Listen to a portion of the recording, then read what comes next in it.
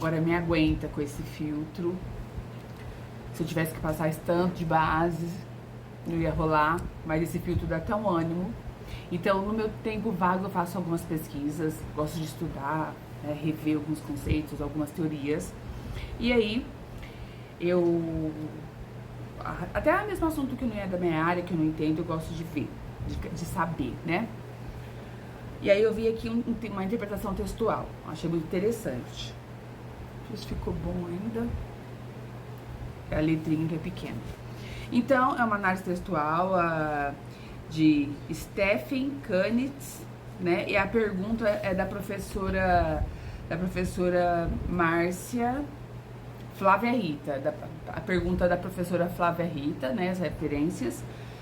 E o texto é de Stephen Kantz, ponto de vista, Veja, Rio de Janeiro, 29 de setembro de 2004, texto adaptado, e também desenvolvendo aqui a oratória, aprendendo a mexer com essas mídias, né, se desenvolvendo aí com uma câmera, para quem não é acostumado, é um trabalho. Então vamos lá. Título: O Contrato de Casamento. Eu gostei, estava estudando, apareceu aleatoriamente esse texto aqui. Aleatoriamente, tem outros maravilhosos aqui. Tem outro também que é o próximo, que eu vou ver aqui. Chama Lavadeiras de Mossoró, de Carlos Drummond de Andrade, contos plausíveis em prosa seleta. Rio de Janeiro, Nova Aguilar, 2003. Aqui. Mas eu vou nesse aqui que ele tem tem uma reflexão. Vamos lá, ao time. Na semana passada, comemorei 30 anos de casamento. Recebemos dezenas de congratulações de nossos amigos. Algumas com o seguinte adendo, assustador, entre aspas, coisas raras hoje em dia.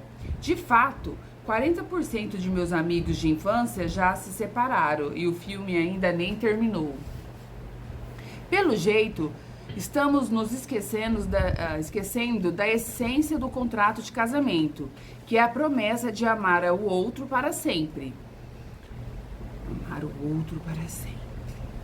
Muitos casais no altar acreditam que estão prometendo amar um ao outro enquanto o casamento durar. Mas isso não é um contrato. Recentemente, vi um filme em que o mocinho terminava o namoro dizendo: "Vou sempre amar você", como se fosse um prêmio de consolação. Banalizamos a frase mais importante do casamento. Hoje, promete-se amar o cônjuge até o dia em que alguém mais interessante apareça. Eu amarei você para sempre. Deixou de ser uma promessa social e passou a ser simplesmente uma frase dita para enganar o outro. Contratos, inclusive os de casamento, são realizados justamente porque o futuro é incerto e imprevisível. Antigamente, os casamentos eram feitos aos 20 anos de idade, depois de uns 3 anos de namoro.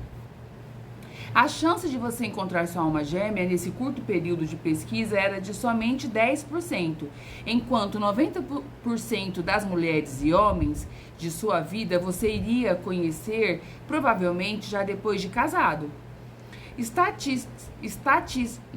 Estatisticamente, o homem ou a mulher ideal para você aparecerá somente, de fato, depois do casamento e não antes. Isso significa que provavelmente o seu verdadeiro amor estará no grupo que você ainda não conhece e não no grupinho de cerca de 90 amigos da adolescência do qual saiu seu par. E aí, o que fazer? Pedir o divórcio? Separar-se também dos filhos só porque deu azar? O contrato de casamento foi feito para resolver justamente esse problema. Nunca temos na vida todas as informações necessárias para tomar as decisões corretas. As promessas e os contratos preenchem essa lacuna, preenchem essa incerteza. sem a qual ficaríamos todos paralisados à espera de mais informação. Quando você promete amar alguém para sempre, está prometendo o seguinte: eu sei que nós dois somos jovens e que vamos viver até os 80 anos de idade. Sei que, inexoravelmente, encontrarei centenas de mulheres mais bonitas e mais inteligentes que você ao longo da minha vida, e que você encontrará dezenas de homens mais bonitos e mais inteligentes que eu. É justamente por isso que prometo amar você para sempre e abrir mão desde já dessas dezenas de oportunidades conjugais que surgirão em meu futuro. Não quero ficar morrendo de ciúme cada vez que você conversar com um homem sensual, nem ficar preocupado com o futuro do nosso relacionamento. Nem você vai querer ficar preocupada cada vez que eu conversar com uma mulher provocante. Prometo amar você para sempre, para que possamos nos casar e viver em harmonia. Homens e mulheres que conheceram alguém melhor e acham que cometeram um enorme erro quando se casaram com o atual cônjuge, esqueceram da premissa básica e o espírito do contrato de casamento. O espírito do contrato de casamento. O objetivo do casamento não é escolher o melhor par possível mundo afora, com quem você prometeu amar para sempre. Um dia vocês terão filhos e, ao colocá-los na cama, dirão a mesma frase, que irão amá-los para sempre. Não conheço pais que pensam em trocar os filhos pelos filhos mais comportados do vizinho. Não conheço filho que aceite de início a separação dos pais e, quando estes se separam, não sonhe com a reconciliação da família. Nem conheço filho que queira trocar os pais por outros melhores. Eles aprendem a conviver com os pais que têm.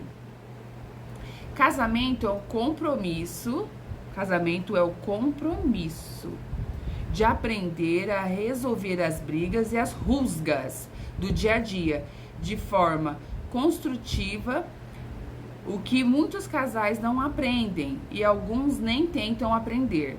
Obviamente, se sua esposa se transformou numa megera e seu marido num monstro, ou se fizeram propaganda enganosa, a situação muda. Para aqueles que querem ter vantagem em tudo na vida, talvez a saída seja postergar o casamento até os 80 anos. Aí você terá certeza de tudo. Gostei desse texto. Pergunta: é correto afirmar, baseado no texto, que a noção de contrato nele definida é um documento formal e oficial resultante de um acordo entre duas ou mais pessoas que se associam? É um acordo entre pessoas que transferem uma a outra algum direito e que se sujeitam a algumas obrigações? É um pacto em que as partes revelam inabilidade e incapacidade de assumir obrigações recíprocas? É um compromisso assumido por duas pessoas que depende do futuro para se firmar e aperfeiçoar. Não. É um acordo entre pessoas que transferem uma a outra algum direito e que se sujeitam a algumas obrigações. Sabe, cabe mais uma? É correto afirmar que o objetivo principal do texto é informar as vantagens de um casamento sólido de muitos anos?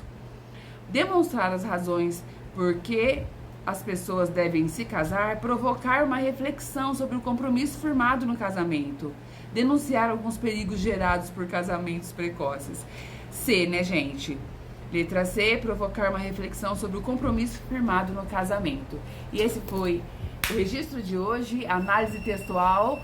Até a próxima no Diário de Bordo com a Prof. Mônica. Êêêê!